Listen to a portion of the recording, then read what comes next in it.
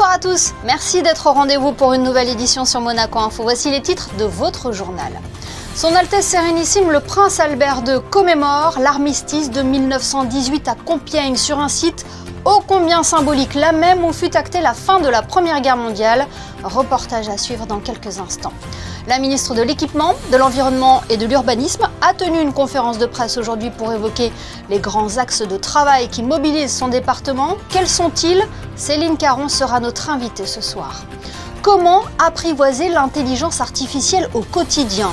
La Maison du Numérique délivre les outils pour mieux comprendre cette révolution digitale à l'occasion de l'Immersive Week. C'était une illustre famille de photographes en principauté. Les deux tailles ont photographié pendant plus d'un siècle la vie de Monaco et celle de la famille princière. Un hommage leur a été rendu aujourd'hui par le Prince Albert II. Et dans ce journal également, nous recevrons l'actrice et comédienne Anne Consigny. Elle présente sur la scène du théâtre Princesse Grace son adaptation du roman de Marguerite Duras, Un barrage contre le Pacifique. Nous vous l'annoncions hier, son Altesse Sérénissime le Prince Albert II était à Compiègne lundi pour s'associer aux commémorations de l'armistice de 1918. Le prince souverain, accompagné de son neveu Pierre Casiraghi, a rendu hommage aux morts de la Grande Guerre, mais aussi à son arrière-grand-père, le prince Louis II, engagé volontaire dans l'armée française. Retour sur cette journée avec nos envoyés spéciaux Justin Hadel et Hugo Comaza. 15 h, le prince souverain arrive à la clairière de l'armistice. Il y a 106 ans, l'arrêt de la Première Guerre mondiale était acté ici même, aux côtés de Philippe Marigny, maire de Compiègne et sénateur honoraire, de Catherine Seguin, préfète de l'Oise, et de Marie-Claire Carrerger, ministre déléguée auprès du Premier ministre chargé de la coordination gouvernementale, ainsi que d'autres autorités. Le chef d'État monégasque remonte l'allée de la Victoire.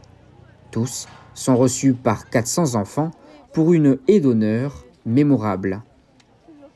À leur arrivée en tribune officielle, s'ensuit une première cérémonie. Après le ravivage de la flamme et des pots de gerbe du président de la République par la ministre sur la dalle sacrée, s'enchaînent les traditionnelles sonneries aux morts, minutes de silence marseillaise, et puis, cette fois-ci, les sonneries du cessez-le-feu. Quelques allocutions plus tard, le moment est venu pour le prince et les autorités de rejoindre le wagon historique. C'est un wagon dans lequel on a signé deux armistices, évidemment, celui du 11 novembre 1918 et du 22 juin 1940, qui est moins glorieux pour la France. Hein, bon, mais voilà, donc c'est un wagon souvenir. Souvenir, car ce dernier n'est pas l'original, détruit en 1945. C'est donc à l'intérieur du wagon de la même série que les autorités, le souverain compris, ont pu signer le livre d'or du musée et de la ville. L'occasion de revoir aussi la signature laissée par la princesse Grace en 1973. De même pour le portrait du prince Louis II qui avait servi pendant la guerre, offert par Albert II lors de sa visite en décembre 2018. Pour autant, c'est bien la première fois qu'il assiste aux commémorations du 11 novembre à Compiègne. 17h30, les autorités arrivent au monument des déportés de Royal-Lieu pour une deuxième cérémonie. Ici, tous déposent une gerbe, y compris son Altesse Sérénissime. Là-bas, l'hymne monégasque résonne à la nuit tombée. Être présent était plus qu'important pour le souverain, dont l'héritage familial le rattache à cette commune et cette guerre. C'était très important pour moi de participer à cette commémoration, d'un côté familial, pour rendre hommage une fois de plus à mon arrière-grand-père, le prince Louis II, qui a servi brillamment dans l'armée française, engagé volontaire. Personne ne l'a forcé à s'engager, mais il voulait absolument être au côté de la France, puisqu'il était déjà militaire, il avait déjà servi dans la Légion étrangère, et là au corps de la 5e armée, au corps de l'état-major de la 5e armée, il a pu participer à cette guerre. Je dois dire aussi, parce que j'ai aussi pensé à lui, mon grand-père maternel, lui était dans le corps expéditionnaire américain, chose dont je n'ai pas souvent parlé, mais il était ambulancier dans le corps expéditionnaire américain, donc il a participé aussi avec les Alliés à cet effort de guerre. Donc voilà, j'ai une pensée pour ces deux côtés de ma famille. Pour clôturer cette journée, une réception est organisée salle Saint-Nicolas. Dans celle-ci, le maire ne cache pas sa joie vis-à-vis de la visite princière dans sa commune. Ce fut un grand plaisir, mais surtout un grand honneur et mériter l'amitié du prince, sa fidélité à ce que représente Compiègne et la clairière de l'Armistice. Pour moi, c'est très important. Des liens d'amitié, tout laisse à penser que dans les prochaines années, le prince reviendra à nouveau en tant que chef d'État, mais aussi dans une démarche personnelle de mémoire. L'amitié franco-monégasque sera à l'honneur lors de la fête nationale monégasque, car cette année 2024 coïncide avec le 80e anniversaire de la libération de la principauté. La fête du prince sera bien évidemment à suivre en direct sur Monaco Info le 19 novembre prochain. Et regardez ces images tournées ce matin avant le lever du jour au stade Louis II, les premières répétitions de la fête nationale menée par le commandant supérieur de la force publique, le colonel Tony Varro. Des répétitions en musique avec la présence de l'orchestre des Carabiniers du Prince qui aura réuni les 4 unités mobilisées lors du défilé militaire, les Carabiniers du Prince, les sapeurs-pompiers, la direction de la sûreté publique et l'administration pénitentiaire. Travaux publics, urbanisme, mobilité, environnement, cadre de vie, la ministre de l'Équipement, de l'Environnement et de l'Urbanisme a tenu une conférence de presse ce mardi au ministère d'État.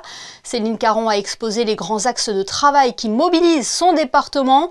Pour les développer, elle est notre invitée ce soir. Bonsoir Céline Caron. Bonsoir Émilie. Un mot avant de débuter cet entretien sur la COP29 qui s'est ouverte hier à Bakou, en Azerbaïdjan.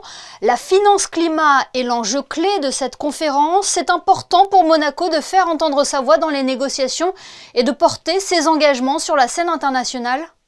Oui, c'est très important d'aller se confronter dans ces COP et surtout d'écouter, de partager avec les différents pays, de s'assurer que finalement on est toujours dans les mêmes objectifs, voire on revient avec des besoins d'objectifs plus ambitieux. Mais oui, c'est très important de sortir du territoire et d'aller un petit peu écouter ces échanges.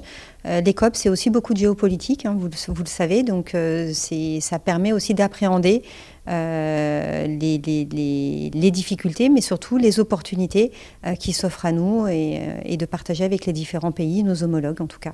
Alors revenons à la conférence de presse que vous avez tenue aujourd'hui. La rentrée de votre département a été dense avec la livraison d'opérations de grande envergure. Oui, ce sont des moments de satisfaction, des moments de partage, des moments des fois difficiles. Les fins de chantier ne sont jamais des phases faciles à porter pour toutes les équipes, mais en tout cas, ce sont des phases, une aventure humaine incroyable dans lesquelles, enfin, on a pu mettre en service le collège, voir tous ces petits bambins arriver dans des espaces et être subjugués, notamment par leur self. Et c'est vraiment satisfaisant pour nous de livrer ces outils, ces gros bébés qu'on a portés pendant très longtemps. Et de pouvoir les rendre en fait aux usagers. Et donc on a eu le collège, on a eu la SPA, on a eu il y a quelques mois la direction de la sûreté publique, et puis on partage avec certains membres de la sûreté à chaque fois leur satisfaction de pouvoir travailler dans des nouveaux locaux.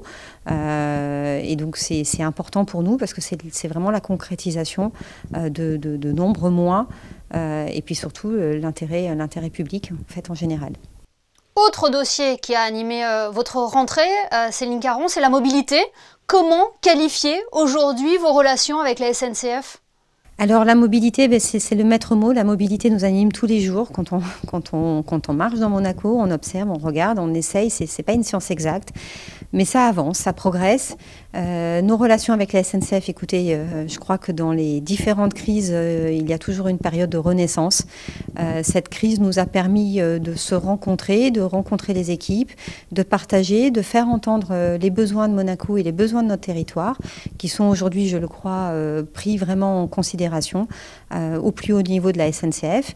Et donc c'est comme cela que nous allons pouvoir construire et anticiper et accompagner aussi la SNCF dans les changements qu'il doit faire sur le réseau. Et ces changements, c'est aussi une amélioration du service pour nos usagers. Donc aujourd'hui, on est vraiment pris comme un partenaire en tant que tel.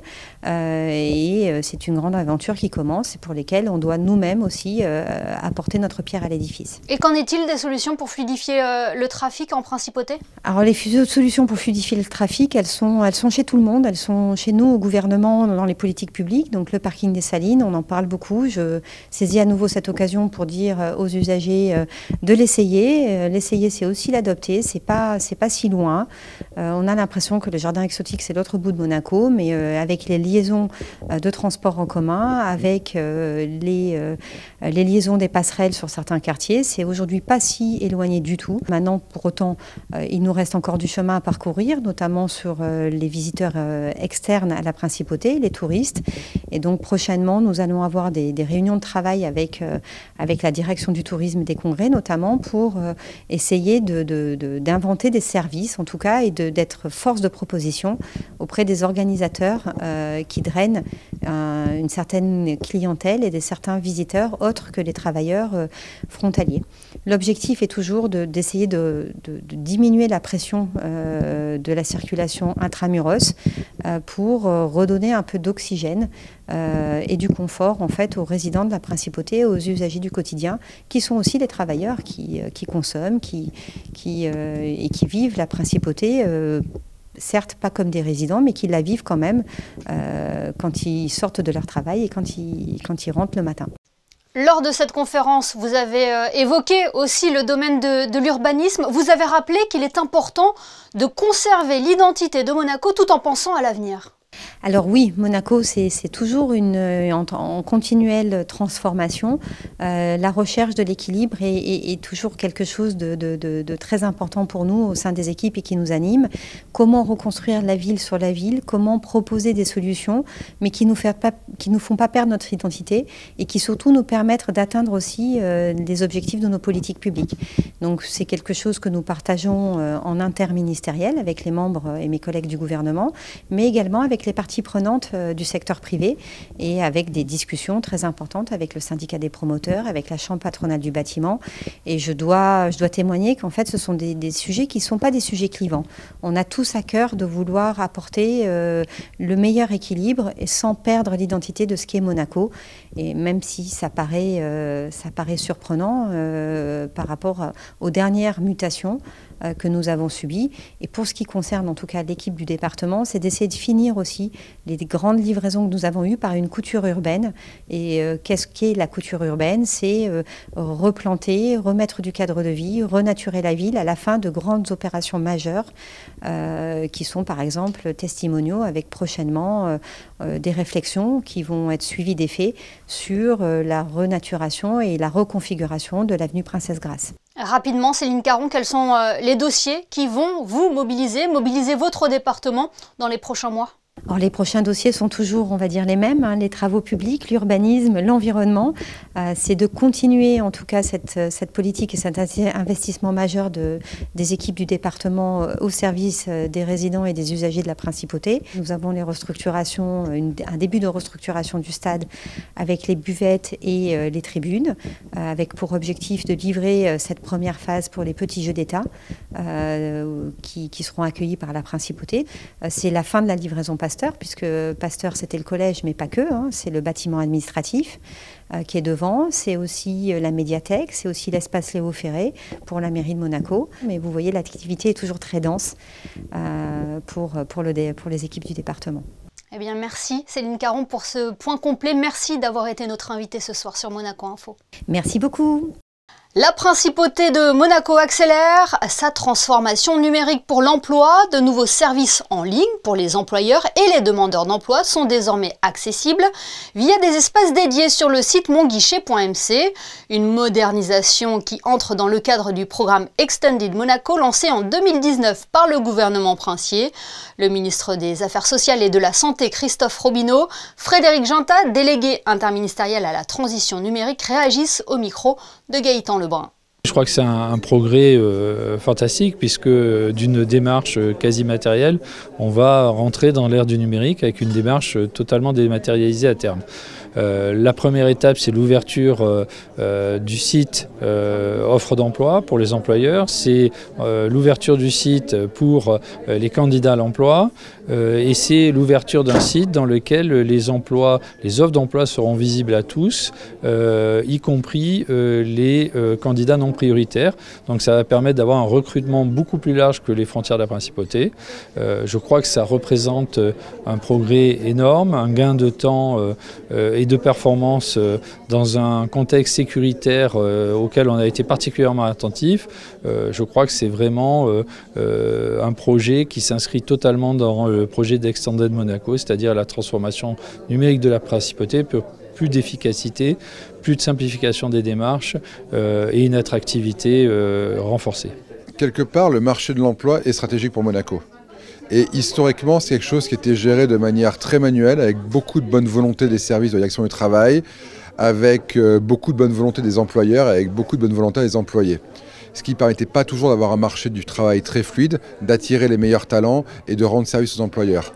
Avec ce service, on va à la fois rendre service aux salariés de la direction du travail, en leur offrant des solutions rapides et beaucoup plus adaptées, aux employeurs qui pourront déposer et suivre les offres de manière efficace et aux employés qui pourront voir l'évolution de leur candidature. Donc quel que soit le chemin, on rend Monaco gagnant avec cet outil et c'est majeur vu les volumes d'emploi qu'il y a en principauté. On reste dans le domaine du numérique pour aller explorer l'intelligence artificielle. Cette révolution digitale est loin d'avoir encore livré tous ses secrets.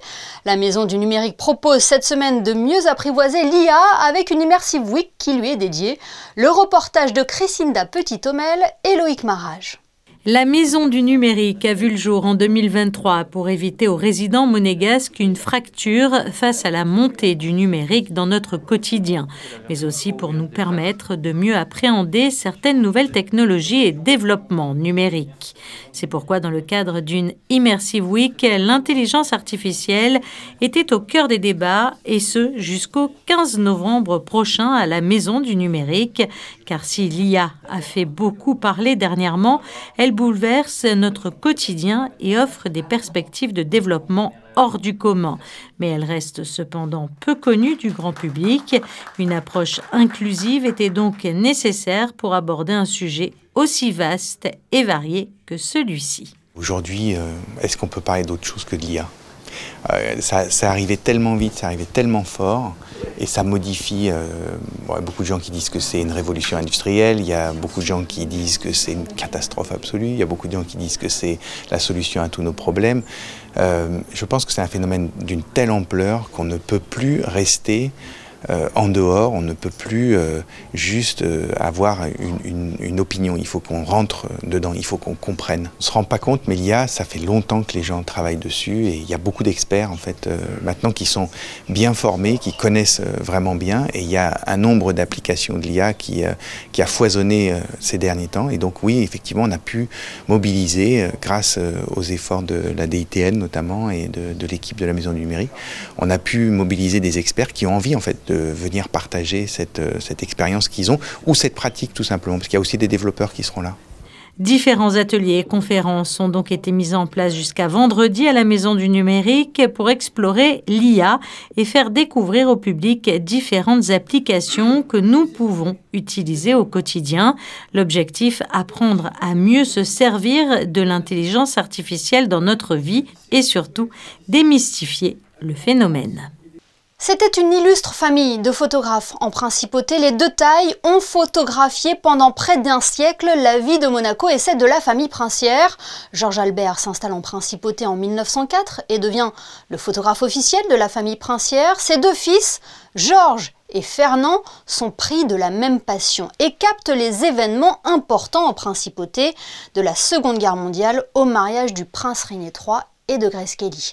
Cette famille laisse derrière elle des clichés témoins de l'histoire de la principauté et le prince Albert II a tenu à lui rendre hommage en dévoilant une plaque commémorative où se situait à l'époque l'atelier des deux tailles. Thomas Fouilleron, directeur des archives et de la bibliothèque du Palais Princier, nous en dit plus. La famille de Taille a représenté une véritable dynastie de photographes en principauté entre 1904 et 1984, donc c'était une année anniversaire, 120e anniversaire de l'installation de Georges de Taille senior, et puis disparition en 1984 de leur atelier photographique, ici même, donc d'où cette plaque mémorielle, sachant qu'à ce moment-là, le fonds photographique rejoint les archives du Palais pour la plus grande part, et quelques années plus tard, pour la période concernant la Seconde Guerre mondiale, le fonds régional de la médiathèque de Monaco. Donc c'était un véritable patrimoine, je dirais, national que représente le fonds photographique des deux tailles, représentant une période fondamentale du XXe siècle. Il est temps à présent de recevoir notre seconde invitée. Vous avez pu la découvrir dernièrement dans la série à succès Hippocrate, mais aussi sur le grand écran, dans plusieurs réalisations qui lui ont valu des nominations au César. Anne Consigny excelle également au théâtre, elle qui a fait ses débuts sur les planches dès l'âge de 9 ans. Elle a même été pensionnaire à la Comédie Française de 1981 à 1984. L'actrice comédienne se produit ce soir en Principauté et elle est en duplex avec nous. Bonsoir Anne Consigny. Bonsoir Émilie. Vous voilà donc sur les planches du théâtre Princesse Grace pour présenter Un barrage contre le Pacifique, l'adaptation sur scène du roman de Marguerite Duras. Qu'est-ce qui vous a touché dans cet ouvrage pour le présenter seul en scène? C'est un texte qui me bouleverse parce qu'il raconte du monde exactement comment je vois le monde. C'est-à-dire que j'ai l'impression que Duras, comme c'était un de ses tout premiers romans, c'était je crois le deuxième, elle a gardé à ce moment-là une infinie tendresse sur le monde, que petit à petit avec l'âge j'ai l'impression qu'elle a un peu oublié. Mais dans Barrage, elle voit des personnages qui ont une vie terriblement dure et qui gardent une humanité immense, mais qu'il faut aller chercher. Et c'est ça que j'adore, c'est de penser qu'on peut croiser des gens dans le métro, dans un chauffeur de taxi, n'importe quoi, qui a l'air vraiment un peu dur, mais si on prend le temps de regarder sa vie et de le connaître, derrière, il y a probablement un être à la fois héroïque et merveilleux. Et c'est ça qui me touche le plus dans le roman de Duras. Mais il y a encore d'autres choses. Il n'y a pas seulement ça. C'est le destin de cette veuve, de cette mère de famille, de comment elle fait face aux défis du quotidien avec ses enfants que vous faites entendre sur scène? Oui, alors c'est pas... Elle n'est pas le personnage unique, elle a sa fille qui a 17 ans, mais qui aujourd'hui on pourrait dire elle a plutôt, par rapport à aujourd'hui ça serait une quinzaine d'années, son fils qui a 18 ans, aujourd'hui ça serait plutôt 16 ans, et puis il y a un monsieur Jo très riche qui a 25 ans et qui va bouleverser cette famille parce qu'il va tomber amoureux de la petite. Aujourd'hui c'est vraiment dans l'air du temps de parler de la condition féminine et là c'est complètement comme si c'était une allégorie de ce qui se passe pour les femmes aujourd'hui. C'est difficile de se battre contre les éléments et aussi contre l'administration, j'ai envie de dire les hommes avec d'une façon générique, les hommes et les femmes si vous n'avez pas vos papiers, vous allez à la préfecture, les gens derrière le guichet ils vont être très durs avec vous, ils vont être presque des tortionnaires. Si vous allez à la sécurité sociale et que vous n'avez pas encore votre numéro de sécurité sociale, c'est pareil. Elle se bat de cette manière contre les éléments administratifs et elle se dit je vais réussir à vaincre ça en construisant un barrage contre le Pacifique. Parce qu'en réalité, les gens de l'administration, ils ont fait quoi? Ils lui ont vendu une terre qui est totalement incultivable et ils lui ont vendu un prix tel que c'est toutes ces économies de 10 ans qui sont parties dans ce petit terrain. Et elle ne peut rien en faire. Et ils lui disent, si tu ne le cultives pas 100%, on va te le reprendre. Et donc elle décide qu'elle va construire des barrages contre la mer pour pas qu'ils viennent sur ces terres et elle va se faire aider de centaines de paysans autour d'elle.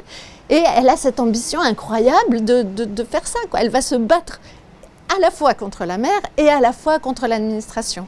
Et pour moi, c'est vraiment un héros extraordinaire. Et puis, je ne vais pas dire comment ça finit, sinon personne ne viendra voir l'histoire. Est-ce que cette adaptation présentée seule en scène était aussi une façon de faire corps avec le texte? Pour moi, c'est impossible de le présenter autrement que seul, c'est-à-dire que je ne veux pas enlever la beauté littéraire de Duras, c'est-à-dire j'ai absolument besoin de son texte et je ne veux pas que ça devienne réaliste, je veux que ce soit le public qui rêve à partir du texte de Duras, qui voit, qui sentent les odeurs, qui entendent les bruits, qui voient les paysages, qui sentent la chaleur. Et je ne veux pas usurper ce rêve par une réalité en disant tel personnage sera joué par un acteur et tel autre par une actrice et on va faire semblant que c'est vrai. Je ne fais pas semblant que c'est vrai, je laisse la place au public de rêver le roman. Et je dois avouer que les gens, quand ils sortent, ils me disent qu'ils ont eu trop chaud, qu'ils ont vécu l'histoire, qu'ils ont été comme au cinéma, qu'ils ont envie de voir la suite.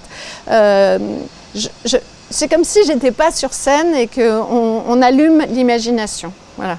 Anne Consigny, selon vous, le théâtre était le meilleur moyen pour adapter ce roman de Marguerite Duras? Le théâtre, le meilleur moyen. En tous les cas, ne voulant pas le rendre réaliste, je ne voudrais en aucun cas en faire un film de fiction et prendre le texte de Duras pour mettre en situation les personnages, comme ça a été fait. Ça, c'est une question de goût. Moi, c'est pas ça que je veux faire. Je veux faire entendre la langue. C'est aussi bien le fond que la forme de Duras qui me galvanise, qui me passionne, qui me donne ma joie. Et c'est presque ma religion aujourd'hui, c'est ces barrages contre le Pacifique. J'en ai besoin et j'aime prêcher la bonne parole, je dirais. Eh bien, merci beaucoup Anne Consigny de nous avoir fait le plaisir d'être notre invitée ce soir à l'occasion de votre présence en Principauté. Merci. C'est moi qui vous remercie. Un bon plan pour les amateurs d'humour. À présent, à partir de vendredi, le Méridien Beach Plaza ouvrira au sein de sa brasserie Smakelijk un comédie club belge. La programmation est déjà connue avec 4 dates d'ici la fin de l'année. Toutes les explications avec Floriane Martinan, organisatrice de ces soirées stand-up. Elle est au micro de Frédéric Hélion. On a décidé d'organiser un comédie club ici au Smakelijk. On a carrément une nouvelle salle qui va venir juste à côté de la brasserie dans laquelle on va vraiment mettre en place toute la décoration pour un comédie club belge mais traditionnel, c'est-à-dire avec une petite scène, une estrade, un mur de briques, des canapés super sympas pour se mettre dedans et venir regarder des humoristes sur scène. Est-ce qu'on peut justement évoquer la programmation? Est-ce qu'on la connaît déjà? Combien de soirées? Quels seront les artistes présents? Ce sont des artistes donc belges exclusivement.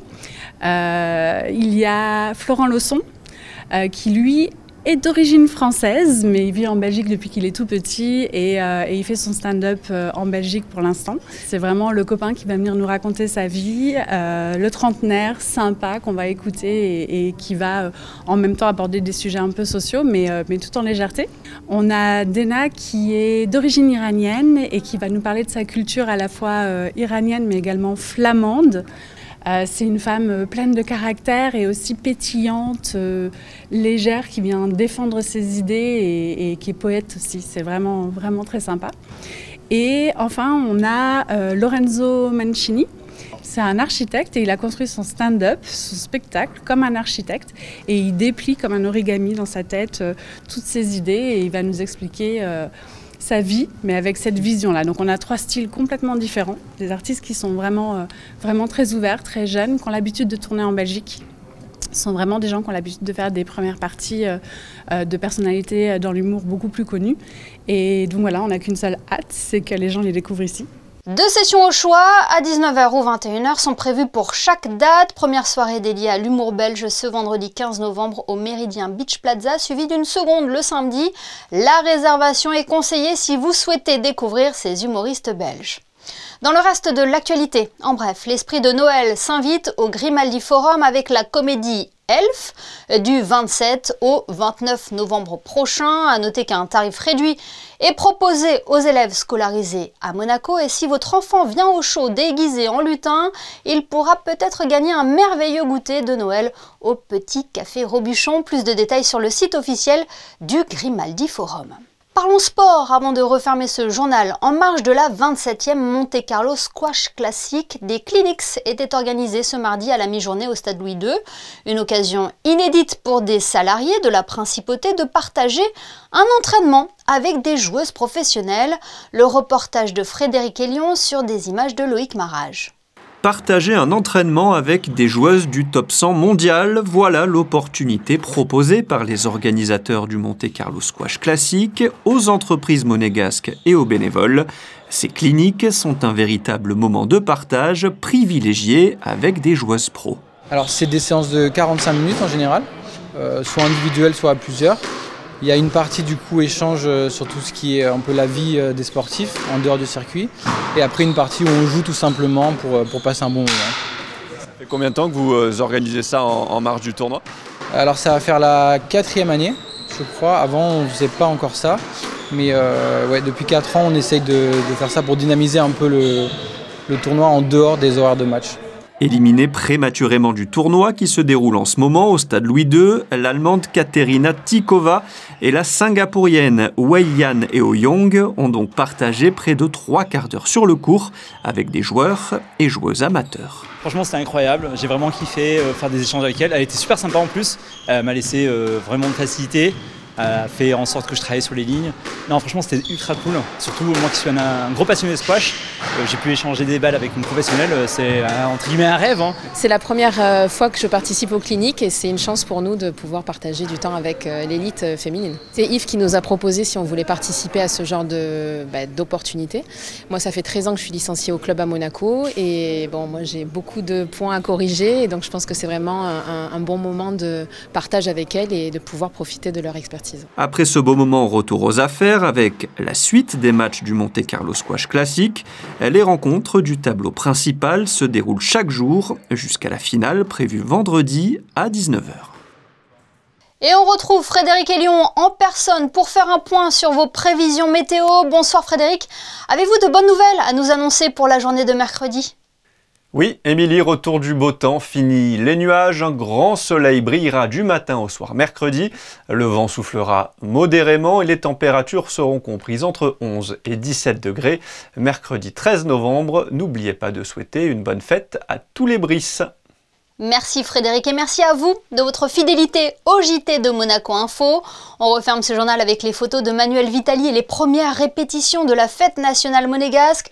Un événement, je vous le rappelle, qui sera à suivre en direct sur notre antenne le 19 novembre prochain. Passez une excellente soirée et à demain, 19h, pour une nouvelle édition.